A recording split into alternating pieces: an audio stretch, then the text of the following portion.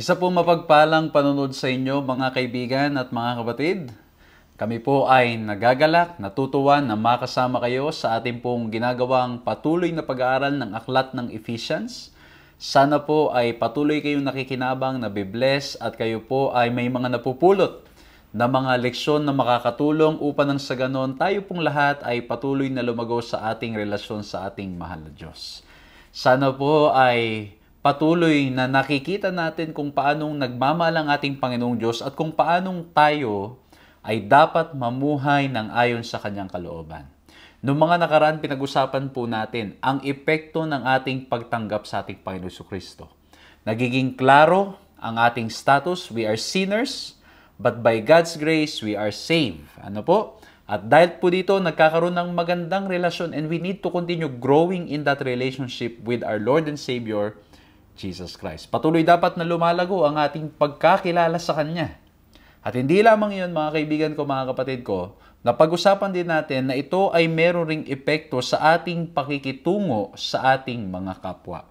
Nakita po natin na sa maging si Pablo, bagamat siya'y nakakulong, patuloy niya pa rin iniisip, patuloy pa rin niyang pinaglilingkuran ang mga tao dito po sa Ephesians at sa marami pang ibang mga lugar. Nagpapakita na kapag ang tao ay nakaranas ng biyaya at pagmamahal ng ating Panginoong Diyos, they will automatically or as a response to God's love, sila po ay malaya at sila ay kusa na maglilingkod hindi lamang sa ating Panginoong Diyos, kundi maging sa mga tao sa kanilang paligid. At napag-usapan po natin noong nakaraan that because of God, because of what Jesus Christ did, ano po yung tinatawag po natin na partition wall that divides the Jews and the Greek?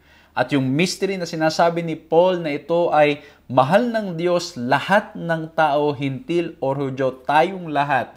Ito yung napakagandang mensahe na nagpapahiwatig ng dakilang pag-ibig ng ating Panginoong Diyos. Sa oras pong ito, ang pag-uusapan naman natin ay pinamagatang The Unified Body of Christ. Samahan niyo po ako sa ating gagawing pag-aaral na ito.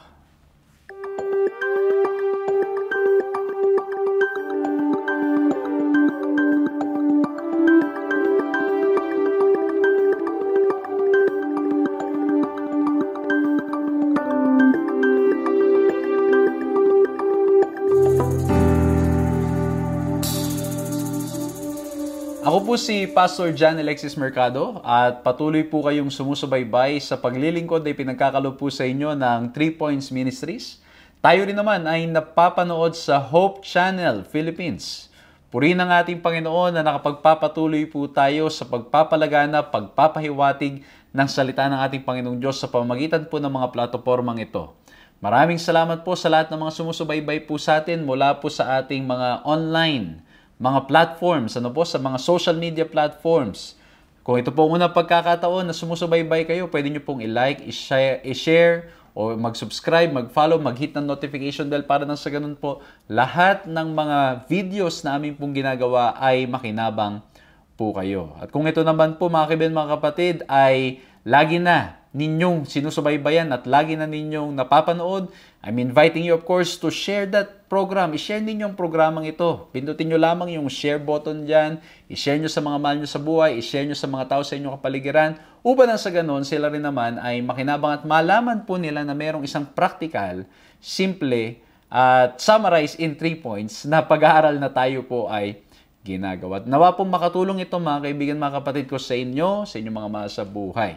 At sa mga sumusubaybay sa television, sa pamamagitan po ng Hope Channel, purihin ng Panginoon, binabati ko po kayong lahat at I'm inviting you also to share this wonderful news or program sa inyo po, mga kaibigan, sa inyong mga kapatid, sa inyong mga churches para nang sa ganon, makasama rin po namin kayo sa mga programang ating ginagawa sa television. So muli po, mga kaibigan, mga kapatid, isa pong malaking kagalakan na mapaglingkuran kayo at maraming salamat din po sa mga patuloy na ginagamit ng ating Panginoong Diyos upang tayo po'y tuloy-tuloy na makapaglingkod, hindi lamang online, kundi maging sa mga face-to-face. Grabe, mga kaibigan, mga kapatid, it's been a busy week. Ito pong mga nakaraang linggo, tayo po ay kung saan-saan nagpunta, dito po sa Pilipinas at maging sa ibang bansa. nagpapatuloy ang pagpapalaganap ng Ebanghelyo, and we are continually sharing kung paanong ang ating digital evangelism o ang ating mga digital platforms ay magagamit natin sa pagpapahiwatig, pagpapalaganap ng salita ng ating Panginoong Diyos. And I've been sharing in different places, mga kabin, mga batid, that you don't need to start a video production or what. You just need to be sensitive to the leadings of God when it comes to your conversation sa mga tao sa paligid ninyo, especially sa inyong mga friends online. Well, I hope and pray, kaibigan kapatid, that there will come a time na ang inyo pong lingkod ay makakadalaw sa inyo. Nasaan man po kayo dito sa Pilipinas o saan man po kayo sumusubaybay. I'm hoping and praying that there will come a time that we will be able to share this ministry. Itong ministry natin pong ginagawa para nang sa ganon, lahat po tayo ay makilahok sa gawain ng ating Panginoong Diyos. Muli po, maraming salamat sa mga nananalangin. Salamat po sa mga nagpe-pray. Salamat po sa mga nagsusupport, nagsishare ng kanilang blessings para po nang sa ganon ang gawain natin ay makapagpatuloy online and face-to-face. Maraming salamat po sa inyo. Pagpalain po nawa kayong patuloy pa ng ating Panginoong Diyos. At sa gayon, gawin na natin, pag-aralan na natin ito. Manalangin muna tayo, humingin tayo ng kapangyarihan, ng katalinuhan, ng liwanag ng isip na nanggagaling sa ating Panginoong Diyos. Let's bow our heads and let's pray. Ama po naming Diyos, dakil at makapangyarihan sa lahat, kami po'y lumalapit sa inyo. Kami nagpapasalamat sapagkat sa pagkakataon pong ito, muli kaming nagkasama-sama upang pag-aralan ang inyong mga salita. O mahal na Diyos, salamat po sapagkat ang pag-uusapan namin ngayon ay napakahalaga na topic na maaring makatulong sa amin upang nang sa ganon kami po ay mas lalo pang mapalapit sa inyo. At kung kami napapalapit sa inyo, it will also help us to be united to each other. Lord, samahan niyo po kami, gabayan niyo po kami, bigyan niyo po kami ng katalinuhan, bigyan niyo po kami, Panginoon, ng pagpapakumbaba at kung ano man po ang mapapakinggan namin na maaring ito ay merong kinalaman sa aming buhay, tulungan kami, Panginoon, na magpakumbaba, tanggapin, at magbago sa pamagitan po ng kapangyarihang nanggagaling sa inyo. Lord, we cannot do this on our own. Be with us. Thank you, Lord, for the assurance that you are with us now. In Jesus' name we pray. Amen. Amen. Alright, isa pong magandang umaga, tanghali, hapon, or gabi, anong oras man na kayo po ay kasama namin sa pag-aaral na ito. Patuloy po kayong sumusubaybay sa programang ipinagkakaloob, pinaglilingkod po sa inyo ng 3 Points Ministries na napapanood din naman sa Hope Channel Philippines. Ang pag-uusapan po natin ngayon ay may pamagat, The Unified Body of Christ. And I guess sa mga sumusubaybay po sa atin, we tackled this na yung body of Christ represents the church. And when we say the church, these are people who have accepted Christ as their personal Savior. At ang sabi dito, it's the unified body of Christ. Ibig sabihin, mga kaibigan, mga kapatid, nagkakaisa.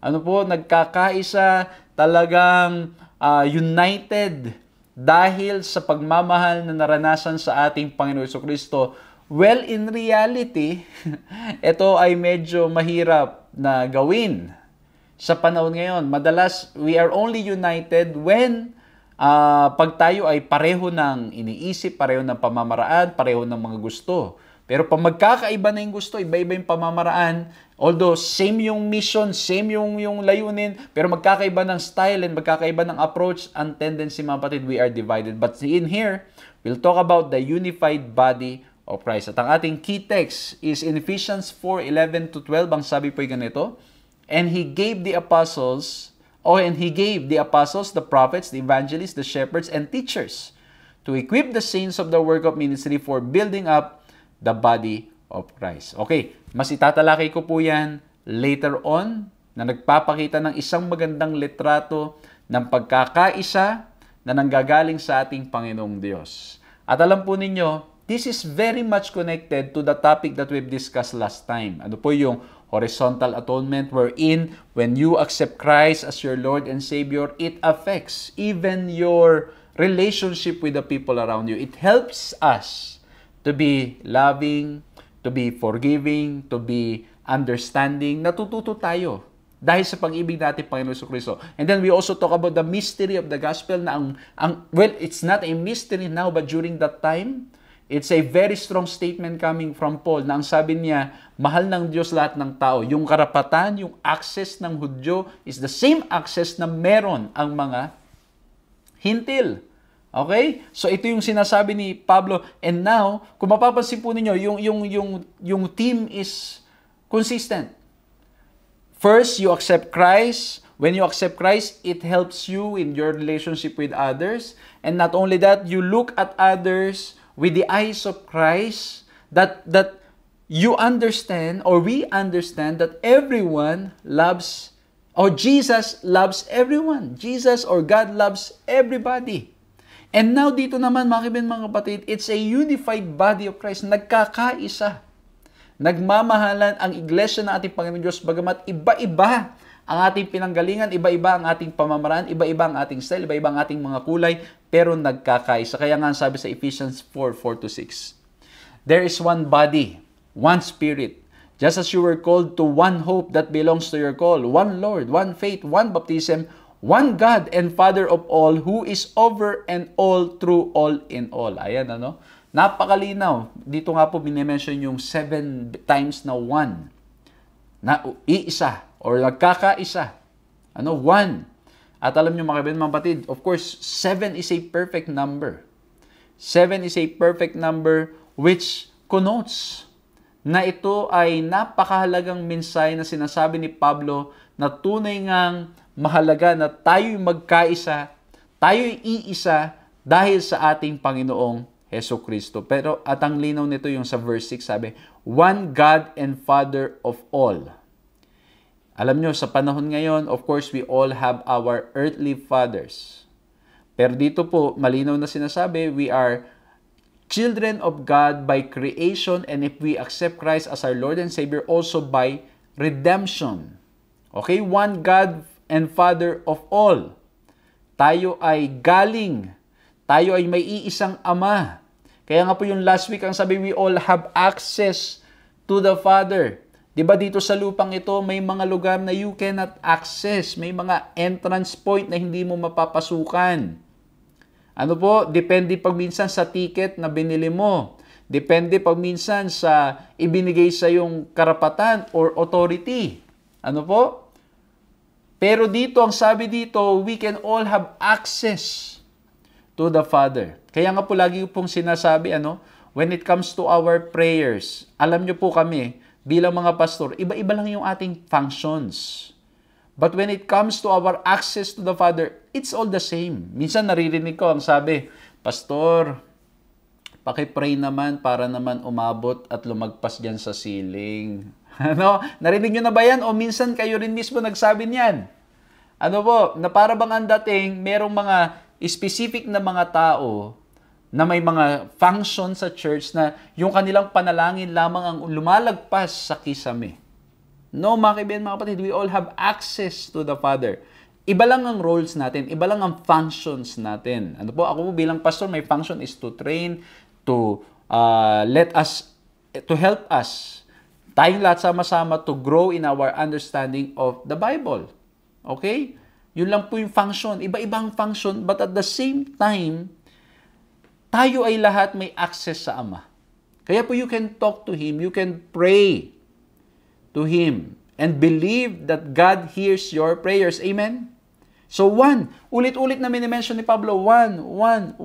At alam niyo mga kapatid, merong sinasabi si Pablo na 3 points. For me, ano po?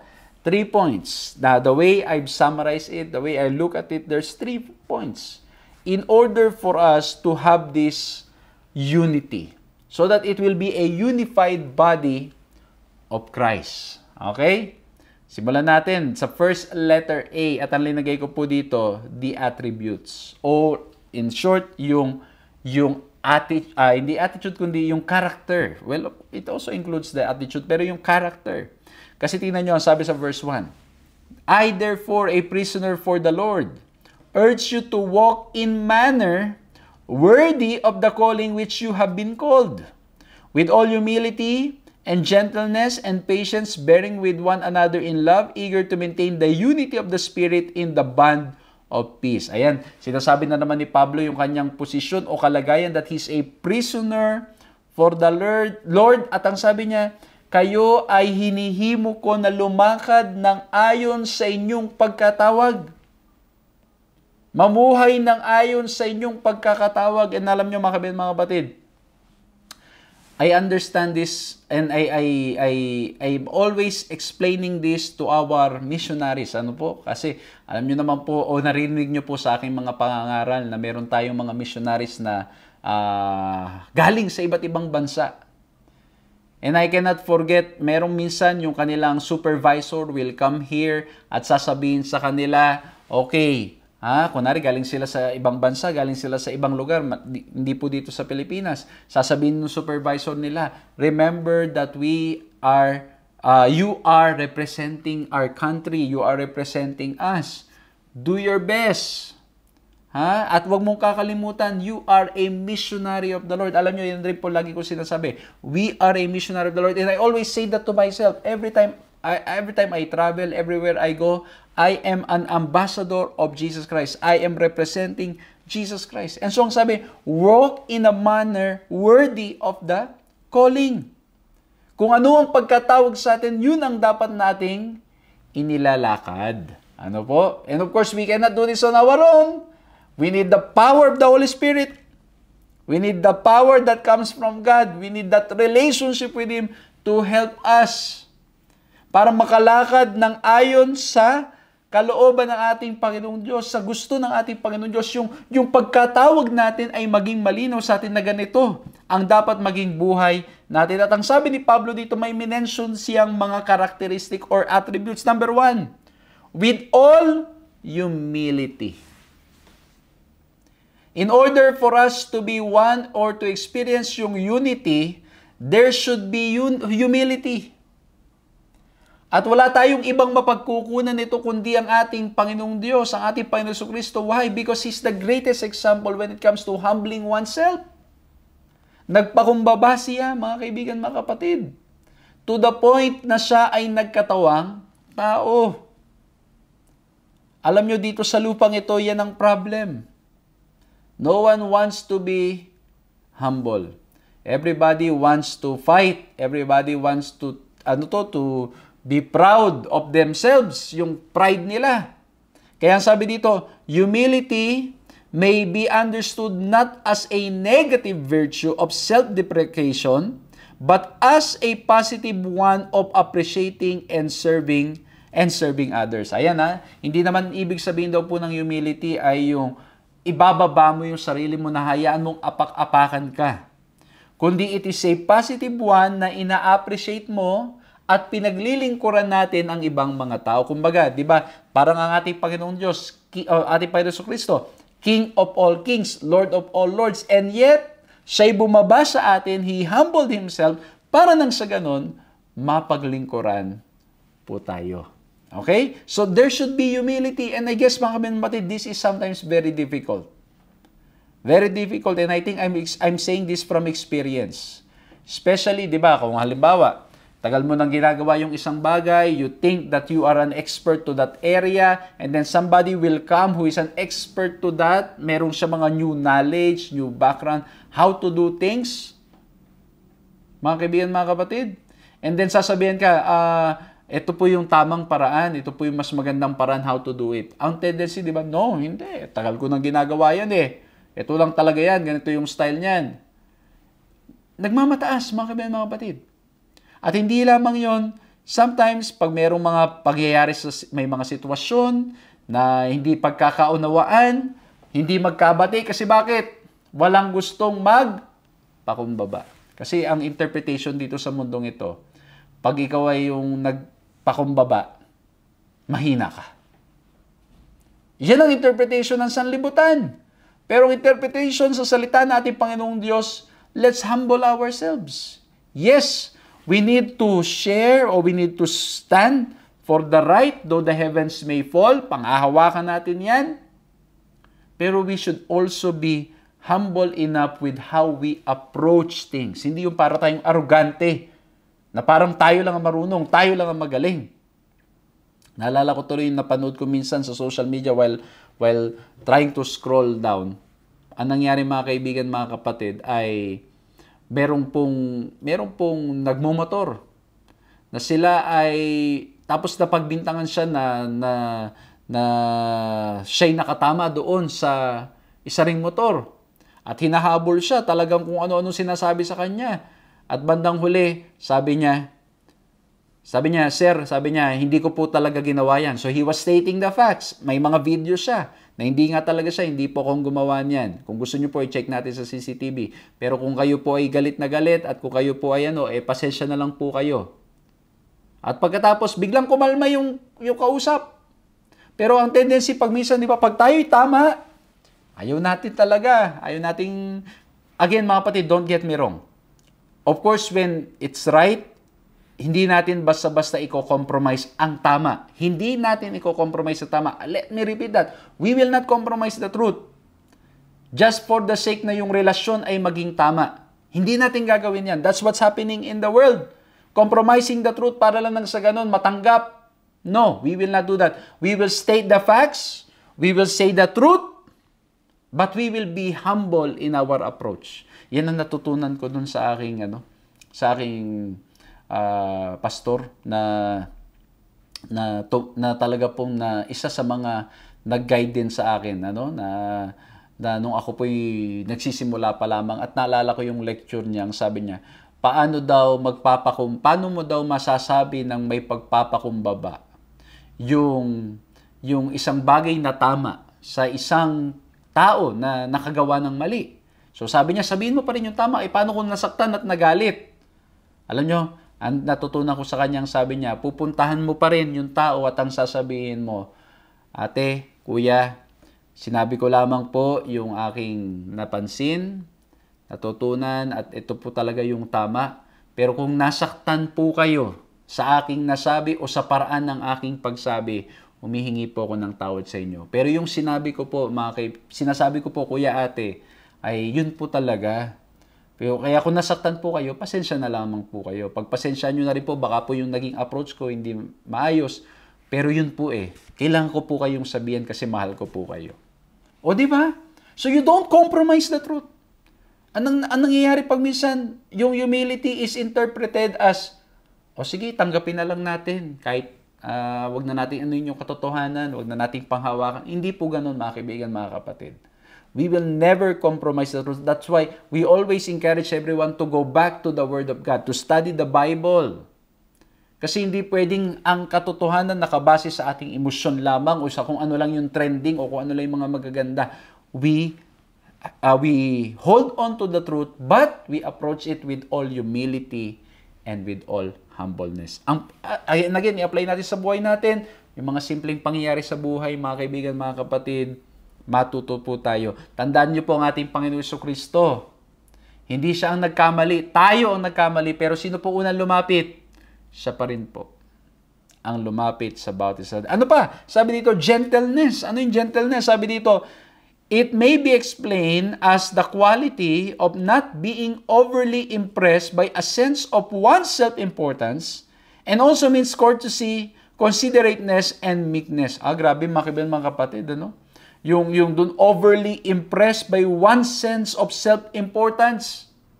Ayan yung sinasabing entitled. Kasi ito ako Ako ay may posisyon. Ako ay ganito. At ang nangyayari, tayo ay masyadong ang tingin natin sa sarili natin ay mataas. Ano po nangyayari dyan? Minsan, of course, it disrupts unity. Kaya po, sinasabi ni Pablo na kailangan tayo ay magpakumbaba. At meron pong gentleness na hindi lang iniisip natin yung sarili natin ng mahalaga, kaya nga po very foundational yung topics natin last week, that everyone is loved by God. Everyone is loved by God. Alam niyo mga kapatid, yan yung nangyayari ngayon. May mga movements today na kung saan ang gusto nilang ilaban, sabi nila is equality, but in reality, if we look at it, it's like superiority. Bakit po? Masasabi natin yan. Ako po mga kapatid, sa paglilingkod ko po, maging sa church, I serve in a unique ministry, I serve in the yung normal church settings and all of that. Ang tendency, mga kapatid, pag minsan, we want to be heard, we want to be understood, to be understand, or to be understood, kailangan, gusto nating maintindihan tayo, gusto nating maging pantay yung pagtrato sa atin, pero ang tendency pag minsan, mga kapatid, we are not just really eyeing for equality, but we are looking for superiority. Bakit ko po sinasabi yan? Kasi bakit? Pag minsan na nangyayari, with the old approach and new approach in the ministry, sometimes ang nangyayari, hindi, mas magaling kami. Hindi, bago lang kayo, wala kayong lugar dito. Sasabihin naman ng mga bago, hindi, mas bago kami, kayo nga, laos na. And so, mga kapatid, humility and then gentleness, so we can be united. Hindi ito mangyayari sa ating mga sarili. We need the grace of God for this to happen. And that's why, mga kapatid ko, mga kaibigan ko sa mga sumusubaybay ngayon, baka may mga sumusubaybay sa atin, na mga magulang, may mga kabataang sumusubaybay. Ang ending nito, mga kaibigan, mga kapatid, you may be different with your approaches, you may be different with how you see things, but we don't see ourselves as super entitled or we are so important na wala na tayong pakialam sa ibang tao. Wala na tayong pakialam sa nararamdaman ng ibang tao. We proclaim the truth, we share the truth, but we talk about things that we are not in agreement. And we deal with it with love. Alam niyo, mga kapatid, sinishare ko po lagi sa social media, sa mga trainings na ginagawa namin, na ang social media is entrusted to us by the Lord and we need to use it for the glory of God. But sad to say, sometimes, ang nangyayari po, ang social media is being used para nang sa ganon, i-degrade ang ibang tao, ang ibang grupo. Ginagamit pagminsan para maglabas ng sama ng loob. Ginagamit pagminsan para nang sa ganon ay makapagsabi na mas mahusay ang isa kaysa sa isa. Mga kapatid, let's be gentle. Let's be meek. Let's be considerate. Let's considerate others.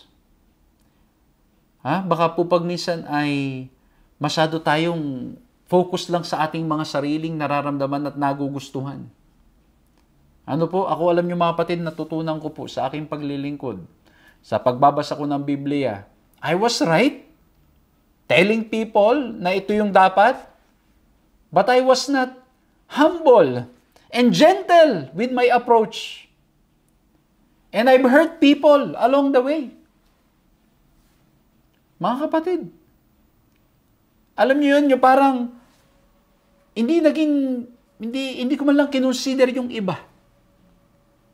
And I'm just very blessed with God's love and God's grace that I'm growing and I'm learning, and until now, mga kapatid, I am growing and I am maturing. Patuloy. At sama-sama tayo, mga kapatid, yan. But in order for us na maging one, we need to have these attributes.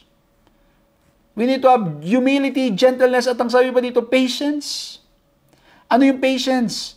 Being able to bear up under provocation or trials. Ayan, yung kahit na matindi na, kahit may mga pagsubok na, kahit di na nagkakaudawaan, we deal with patience. And mga kapatid, we really need this. Hindi natin kaya sa ating mga sarili. Siguro lalo na po yung mga tulad ng personality ko. Mga kapatid, I need the grace of God. Kailangan ko ng biyaya ng Panginoon and I'm always praying for it. Alam niyo naman, kita niyo naman, mga kapatid, with how I preach, medyo bombastic tayo in everything and all of that. Kaya, alam niyo, mga kapatid, I need God's grace. So I can be more patient, understanding, long-suffering towards others. Especially to those people na iba sa pananaw, sa iba sa mga pamamaraan. With how I do things. So ito, mga kapatid, pinapakita po sa atin na ito yung mga katangian. At hindi lang yun, nasabi pa dito, bearing with one another in love. Ultimately, what we need is love. Kaya, mga kaibigan, mga kapatid, yung sinasabi ng lesson natin sa mga last weeks na pinag-aaralan natin, we come to Jesus, we come to the truth, we know Him, we grow in Him, at pagkatapos, we will also grow in our relationship with the people around us. We will also learn to love the people around us. While we are to proclaim the truth, while we are to preach the truth, we are to do it with all the love that Jesus is giving us. Amen? So ito yung kailangan mga kapatid. These are the attributes na sinasabi ni Pablo para nang sa ganon tayo ay magawang magkaisa. Magmahalan pala mga kaibigan, mga kapatid. Yes, in the church, tandaan nyo po ang topic natin is the church kasi unified body of Christ. In the church, there will be misunderstanding. At palagay ko po sa mga nasusubaybay ngayon that you belong to a specific church, it's happening. Ano po? Ano man church yan? Ano po? Adventist man or hindi? Siguro na-experience nyo po na kayo ay nakaka-experience ng misunderstanding, ng mga bagay na parang na-hurt kayo, nasasaktan tayo. But there should be love. Ang maghahari pa rin ay pag-ibig para sa ating kapwa. Pag-ibig ng ating Panginoong Diyos. Kahit na hindi tayo nagkakaintindihan o nagkakaunawaan, ang pag-ibig ng Diyos ang mag-unite sa atin. Amen? So number 1, mga kaibigan, mga kapatid, the attributes now. Let's go to the second point. Alinigay ko po dito, let's look at the author of this.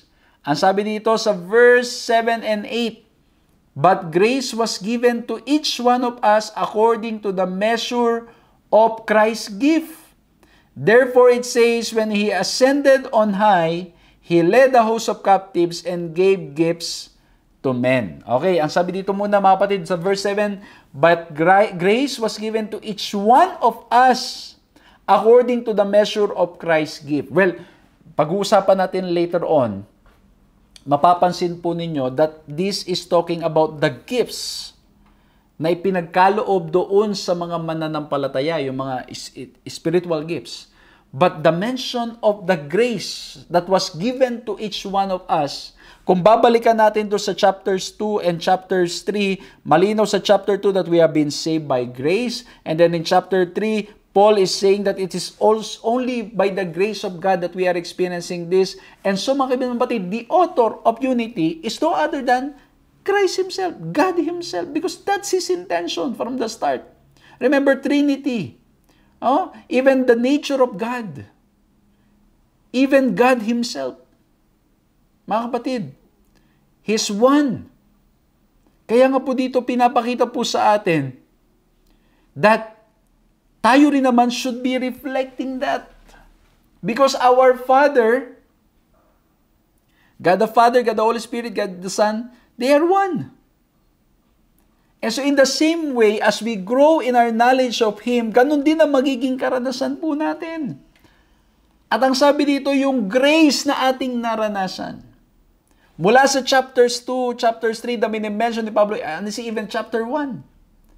That the grace of God will enable us to love one another. Amen? At hindi lang yun mga kapatid, yung mga pinagkaloob daw pala sa ating mga gifts, mga talento, mga skills, it is designed para nang sa ganon, tayo'y matuto pang mas lalo pang magkaisa at magmahalan. Hindi pala para magpagalingan. Kaya nga po dito sa verse 8, ang sabi, when He ascended on high, and then He gave gifts to men. Kumbaga merong tayo nakikitang picture of ascension, and then He descended once again. At ang ganda ng pagkakasabi ni Ellen White dito, Christ ascended on high, and then through the Holy Spirit, He went down once again to give gifts doon sa Pentecost experience. Okay, tingnan nyo, sabi dito sa You Shall Receive Power, page 158. Christ ascended on high, leading captivity captive, and gave gifts unto men. When after Christ's ascension, the Spirit came down as promised, like a rushing mighty wind, filling the whole place where the disciples were assembled, was the effect. Thousands were converted in a day. Alright? So, ano nangyari? Ipinagkaloob ng Diyos itong mga katangian o itong mga kaloob, itong mga talento, mga kakayanan upang nang sa ganon, mas lalo pa palang magkaisa ang iglesia ng ating Panginoong Diyos. Kaya ang sabi, tingnan nyo, these are the different functions. He gave apostles, prophets, evangelists, the shepherds, and teachers to equip the saints for the work of ministry. Tingnan nyo, next word for building up the body of Christ. And so God is the author. Jesus is the author of this. Ang nais ng Diyos magkaisa, and that's why yung mga gifts ipinagkaloob para tayo ma-equip palalo sa gawain ng ating Panginoong Diyos at ma-build up, magkaisa ang bayan ng Diyos. Kaya lang tulad po ng na-mention ko kanina mga kaibigan, mga kapatid, ano pong nangyari? Sa halip na maging paraan para magkaisa, naging paraan para magpagalingan. Para bang ang nangyari, mga kaibigan, mga kapatid, we've measured the importance of a person based on the gifts that they have. Ano po? Mga kapatid, alam nyo, palagi ko po, kayo mismo napapansin nyo yan, mga kaibigan ko, na minsan sa halip na magkaisa, nagpapagalingan. Ano po? Kaya nga pag minsan, pag merong mga susunod na mga pangyayari o sunod na mga term, talagang totally, i-discard yung old kahit may mga maganda doon. Kasi bakit? We want to prove ourselves na mas mahusay tayo. But in reality, all these gifts were given para nang sa ganon, magkaisa ang bayan ng Diyos. Alam nyo, mga kapatid, kahit dito sa online ministry, I can never do this without the gifts given to my wife. Ako lang po yung madalas na nakikita nyo dito sa program natin, sa camera. Ano po? Pero, behind the scene, it's my wife working so hard. Para nang sa ganun, itong programa natin ay magtuloy-tuloy. At masasabi ko mga kaibigan, mga kapatid, and I've been saying this as I go around, na hindi po magiging, kumbaga hindi namin magagawa ito if it's just me. And it's also my wife who really pushed me to do this. Grabe mga kapatid.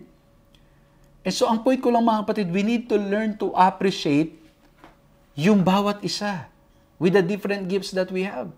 At tayo rin naman, at ito po, lesson din sa akin mga kapatid, at sa lahat rin po sa atin, na kung tayo naman yung laging nakikita, tayo yung laging active na napapansin, we should not forget na hindi rin natin magagawa yan without the people working behind the scenes para mangyari ang lahat ng mga bagay na ito. And so, hindi rin dapat tayo darating dun sa punto na iisipin natin, mas importante ako. Minsan naririnig ko sasabihin, well, hindi naman mangyayari yan kahit kung wala ako. Minsan gano'n na nangyayari, ano? Sasabihin pa, ay, ako ang pinaka-importanting part ng church. Hindi gano'n mga kapatid. Kaya nga si Pablo, ang daming ilustrasyon tungkol diyan. Ginamit niya pa yung body, yung katawan mismo, para sabihin niya na hindi pwedeng sabihin ng kamay na mas mahalaga siya kaysa sa paa. Hindi pwedeng sabihin ng mata, mas mahalaga ako kaysa sa bibig. Hindi pwedeng sabihin ng tenga, mas mahalaga ako kaysa sa ilong. Hindi pwedeng sabihin ng ibang parte ng katawan na mas mahalaga sila because it's all important so the body can function very well. At alam nyo mga kapatid, totoo rin yung sinasabi na pag merong nangyari doon sa isang parte ng katawan, ramdam na rin ng buong katawan. O di ba? Tingnan niyo, nasubukan niyo na ba? Ito nasubukan ko na. Pero tatanungin ko po kayo kung nasubukan niyo na. Nasubukan niyo na bang bumaba mula sa van doon sa likod? Pinuksan ninyo, pagkatapos nung isasara ninyo, nakahawak pala kayong ganyan, isinara niyo yung pinto, naipit yung kamay ninyo. Naranasan niyo na yan? Naranasan niyo nang maipit yung kamay ninyo sa van? Pagkatapos, pagbukas ninyo, syempre, nagpipigil-pigil ka, hindi ka nasaktan. Pag-akyat mo, kita mo, namamaga yung kamay mo. Di ba? Ramdam, affected. Ang buong katawan. Ako, mga kapatid, nung napilay, ramdam na ramdam ko eh. Hirap na hirap eh. Pati yung paglakad mo, dahan-dahan, kasi affected yung buong katawan. And so, in the same way, We need to see yung ating mga kasama sa paglilingkod that we are all equally important. And these gifts are given so that we can be equipped, we can help each other, and we will realize na tayong lahat, mga kaibigan, mga kapatid, important. Mahalaga. Alam nyo dito mga kapatid sa paglilingkod na aming ginagawa sa Adventist World Radio, ay talagang hayag na hayag mga kapatid. Halimbawa, sabi ko nga doon sa mga kasama ko, hindi ko kaya yung mga technical things, yung mga tungkol sa mga web at maraming mga bagay. Hindi ko talaga yan. I can learn that. But I will never be as good as those people who have been gifted and trained to do that. Matututunan ko yan. Pero not as good as how they are doing it. Not as fast as they are doing it. But I am contributing something else. Ano po something else? Like preaching. Ano po? Like yung pagkakas ng vision, ng direction. Mga kapatid, encouraging people. So iba-iba mga kapatid. Hindi pwedeng ang mangyari ay iniisip natin, hindi, ito lang ang mahalaga, ito lang ang mahalaga. No mga kapatid, we are all important. And if we work together by God's grace, things will be so good. Of course, there will be problems, there will be trials, pero hindi ibig sabihin nun ay ano tayo, kumbaga titigil tayo basa-basa. If we are united, we can do great things for the Lord. Amen? So the author of this, the author of unity, the one who desires it is God Himself. So that we will all be united in Him, and when we are in love with Him, it helps us na maging united sa isa't isa. Mga kaibigan, mga kapatid, sabihin ninyo yung mga kasama ninyo ngayon, mahalaga ka. Importante ka. Ano, lahat tayo importante. Ano po, wag natin isipin may mas mahalaga tayo, mas mahalaga yung iba. We all can contribute something. Kung tayo man ay mata, ilong, alam mo yun, tayo ay kamay, paa, gamitin natin, magpagamit tayo mga kapatid. At tayo naman po, na mga nasa church, mga leaders, and everyone, let's learn to appreciate and recognize. Ano po? Recognize yung mga iba't ibang kaloob na ito. Na makakatulong para nang sa ganon, lalo pang mapalaganap ang Ebanghelyo. Ano po? Kasi bakit mga kapatid? Hindi tayo pwedeng maging jack of all trades, master of none. Hindi natin lahat magagawa. We need to help one another, love one another, be gentle to each other. So number 1, mga kapatid, we talk about the attributes. Number 2, we talk about the author. Now, let's go to the last point. Ang linagay ko po, the advancement. Okay? Advancement. Pag tayo nagkakaisa, ito ang sabi ni Pablo na dapat mangyari sa atin until, verse 13, until we all attain to the unity of the faith and of the knowledge of the Son of God, to mature manhood, to the measure of the stature of the fullness of Christ. Tingnan niyo po ang sabi niya, so that we may no longer be children tossed to and fro by the waves and carried by every wind of doctrine, by human cunning, by craftiness in deceitful schemes. So there will be an advancement in the body of Christ. Anong sabi niya? Kailangan dumating tayo dun sa pagkakaisa ng pananampalataya at pagkakaisa sa pagkakilala sa ating Panginoong Diyos. And alam niyo mga kapatid, as I try to apply this spiritually sa ating mga practical na mga buhay, araw-araw na mga buhay, totoo nga naman. You will never really learn to grow and have a better knowledge of God if everything is just going smooth. Talagang may mga hindi pagkakasundo at mga mangyayaring ganyan. Pero the more you experience that, even inside the church, the more we learn to be loving, forgiving, understanding, gentle. Natututunan natin ito, mga bagay na ito. Dahil sa mga kasama natin. Ano po na mga makasalanan din, na may mga kahinaan din. At ang sabi doon, pag tayo'y dumating sa pagkaunawa o sa pagkakaisa at pagkakaunawa sa ating Panginoong Diyos at nag-mature tayo mga kapatid, hindi na daw po tayo madadala ng iba't ibang mga katuruan At alam nyo, maraming mga katuroan talaga nangyayari na lumalabas na maaring makasira ng pagkakaisa. Mga katuroan na hindi sang-ayon sa kalooban ng ating Panginoong Diyos. Pero ano po mangyari? When we are united, we are able to discern it. Kasi bakit po? Makikita yan ng mata, maririnig yan ng tainga, at ang bibig ang magpapahayag ng katotohanan, ang kamay at ang paa ang magpapatuloy na maglilingkod para nang sa ganon hindi tayo madala sa mga maling katuroan. Hindi daw po tayo madadala ng mga pandaraya. Hindi tayo madadala ng mga pandaraya ng kaaway. Ito ang mangyayari mga kaibigan, mga kapatid.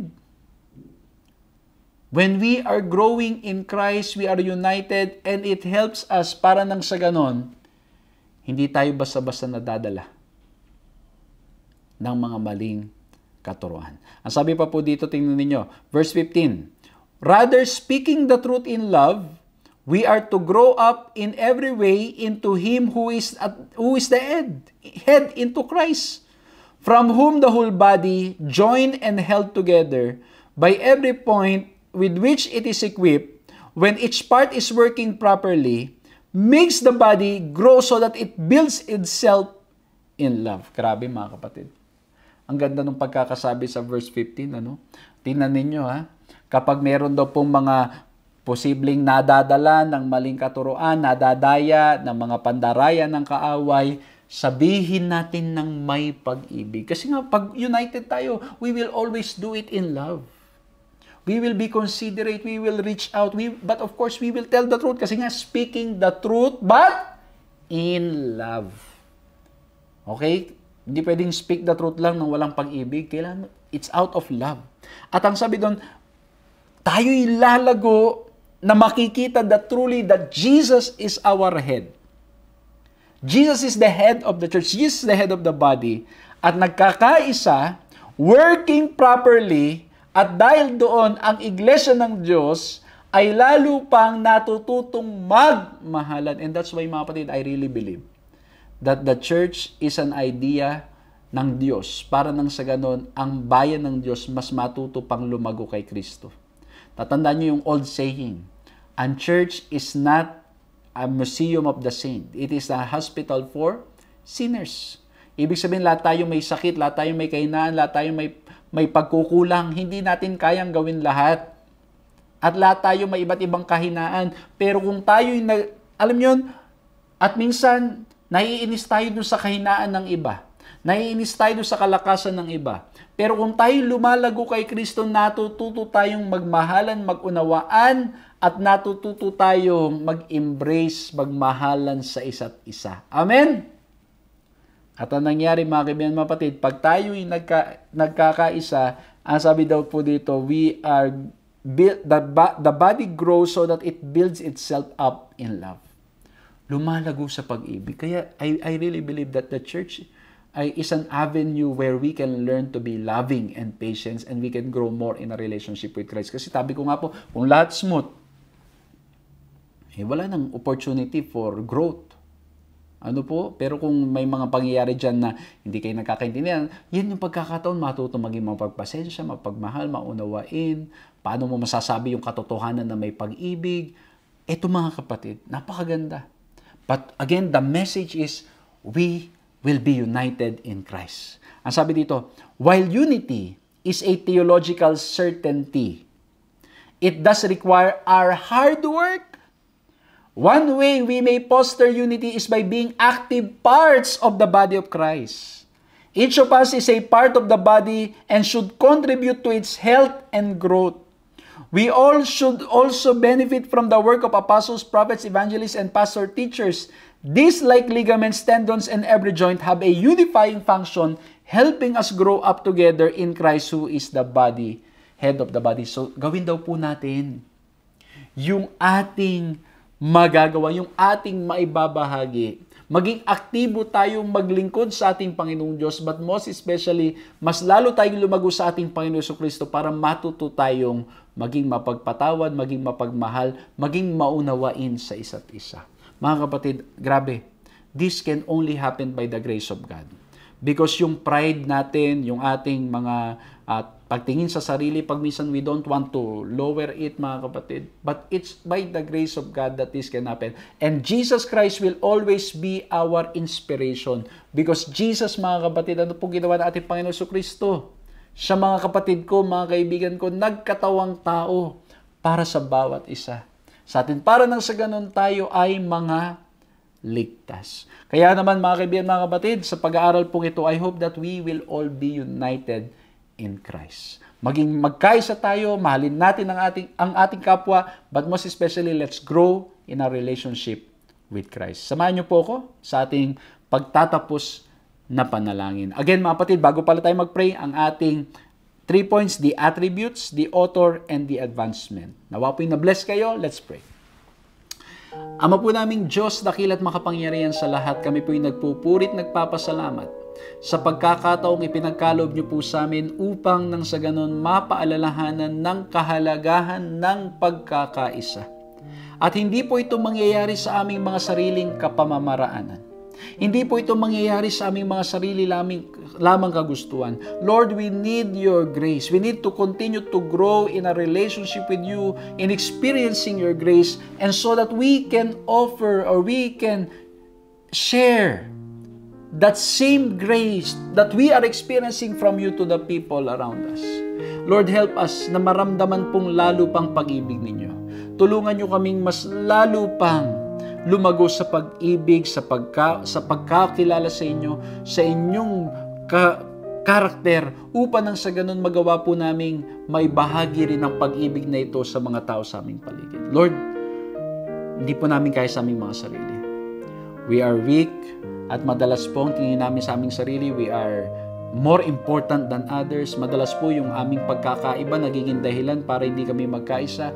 Madalas po, Panginoon, mas pinangungunahan kami ng aming mga yabang, ng aming pagmamataas. Lord, help us na makilala kayo.